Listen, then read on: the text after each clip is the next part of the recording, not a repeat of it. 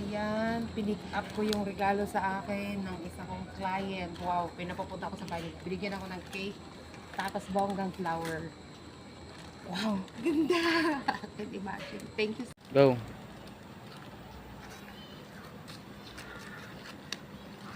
Oh, pak! Oh, talaga naman taglamin niya. Masaya lang, ano ba? May magbibigay pa naman sa akin ganito. Masaya lang eh. Okay, ma'am. Anong masasabi mo ngayon sa Mother's Day na mga nagbigay sa'yo ng... Ang masasabi ko lang ay maraming salamat. Lagi tayong pagpalain nawa ng Diyos. Siyempre, magpapasalamat ako sa inyo, sa aking mga anak, dahil siyempre, na-surprise ako. Kalain mo yun? Hindi ko naman nakalain talaga yun.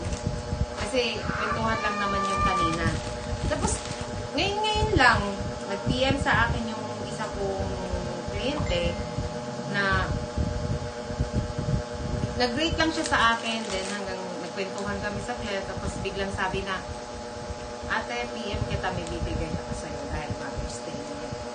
So, sobrang nakaka-touch lang kasi hindi ko naman sila ka-label, di ba? Kasi mayaman sila, tapos hirap lang ako. Binigyan niya ako ng flower. Ayan yung binigay sa akin ni ma'am na flower. So, pinuntahan ko to sa kanila kanina. Ngayon lang, as in. Tapos, hey, ayan, binigyan ako ng cake. Yan yung cake.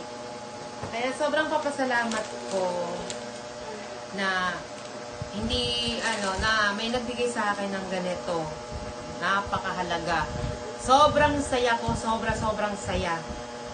Kasi, hindi ko naman nakalain na magiging ganito. Dahil, syempre, mayaman siya eh.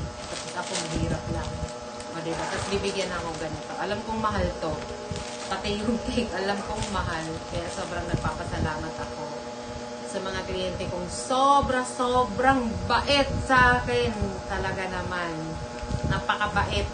Kaya more bless sa inyo, ma'am, sa inyong pamilya. Marami pong salamat.